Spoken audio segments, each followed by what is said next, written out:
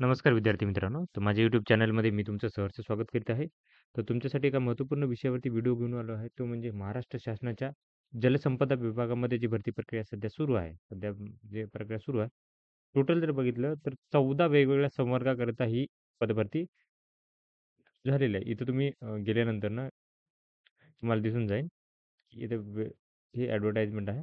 तर याच्यात जर तुम्ही पाहाल, तर टोटल जी पदभरती आहे ती 14 वेगवेगळ्या पदांकरिता ही झालेली आहे. सुरू आहे सध्या तरी. तर याच्यामध्ये जर बघाल तुम्ही आता 14 संवर्गासारखी ही परीक्षा घेतलेली आहे. त्याच्यानंतरनं याचा हे सांगितलेलं आहे त्याच्यानंतरनं मार्क वाईज मेरिट लिस्ट आहे ती काय केली, की 3 मार्च रोजी काय केली, प्रसिद्ध करण्यात आली होती. त्याच्यानंतरनं विद्यार्थ्यांना काय केलं, की डॉक्युमेंट व्हेरिफिकेशनसाठी 7/6/2024 नुसार काय केलं, की ठाणे आणि नाशिक वगळून बाकीसाठी काय केलं, की त्यांनी प्रसिद्ध करण्यात आलेली आहे. आता यामध्ये काय केलं, की त्या विद्यार्थ्यांना काय केलं आता ते बघा तर दप्तर कारकून मोजणीदार, कालवा निरीक्षक या पदाची पडताळणी काय केली, की माननीय महाराष्ट्र प्रशासकीय न्यायाधिकरण औरंगाबाद यांची याच्या रिट याचिका आहे.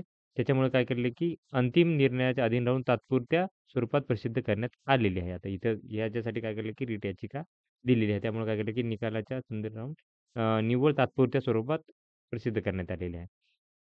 त्याच्यानंतरनं इथं काय केलं, की सीरियल नंबर काय दिलेला आहे त्याच्यानुसार विद्यार्थ्यांनी काय केलं, की जायचं आहे. आता बघा, की ज्या उमेदवारांना एकाच संवर्गापेक्षा अधिक संवर्गाकरिता वेगवेगळ्या परीक्षेसाठी अर्ज केलेला आहे, त्यांचे कागदपत्र पडताळण्याची यादी समाविष्ट असेल, तर त्यांना काय केलं, की एकच वेळ हवी असेल, तर त्यांनी काय केलं, की ईमेल काय करायचं, की 11/6/2024 पर्यंत काय करायची कळवायची आहे आणि त्यांनी नवीन तारीख उपलब्ध करून द्यायची आहे. म्हणजे त्यांना जर जर हे झालं असेल दोघांचं काय केलं, की एकापेक्षा असेल आणि सेम दिवशी आलेलं असेल, तर त्यांना बदलून द्यायच्यासाठी करायचं आहे. आणि त्याच्यानंतरनं ज्या विद्यार्थ्यांना काय केलं, की अ, अपरिहार्य कारणास्तव एखाद्या उमेदवारास उपस्थित राहता आले नाही आणि उमेदवाराची ईमेल आयडी द्वारे 11/6/2024 पर्यंत पूर्वसूचना दिल्यास त्याबाबत सत्यता समन्वय समितीकडून पडताळणी केली जाईल आणि त्याच्यानुसार काय केलं, की त्यांना नमूद ईमेल आयडी पाठवायची आहे. त्याच्यानंतर आता ही तुम्हाला मी दाखवेल ही यादी. कोणते कुठे जायचं आहे. तर बघा, संभाजीनगरसाठी जर तुम्हाला बघितलं तर हा पत्त्यावरती काय करायचं आहे, की तुम्हाला जायचं आहे, की विश्वेश्वरय्या सभागृह, सिंचन भवन, कार्यकारी संचालक, गोदावरी मराठवाडा विकास महामंडळ, जालना रोड, छत्रपती संभाजीनगर. तर 18 तारखेपासून जायचं आहे त्यांनी. 18 तारखेला स्थापत्य अभियांत्रिकी सहाय्यक 1 ते 200 क्रमांक.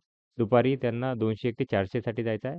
त्याच्यानंतरनं स्थापत्य अभियांत्रिकी सहाय्यकसाठी 401 ते 700 आणि 701 ते 789 पर्यंत यांनी जायचं आहे. त्याच्यानंतरनं भांडारपालसाठी जायचं आहे, की दुपारी जायचं आहे 1 ते 11 पर्यंत. हे 19 तारखेला.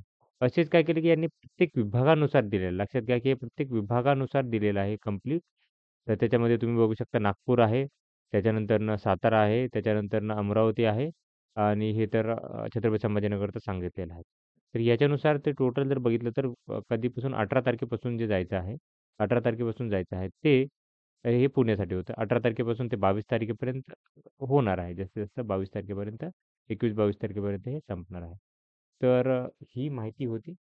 तर अशाच महत्त्वपूर्ण अपडेटसाठी माझ्या चॅनलला सबस्क्राईब करा, व्हिडिओला लाईक करा आणि इन्फॉर्मेशन मित्रांसोबत शेअर करा. धन्यवाद.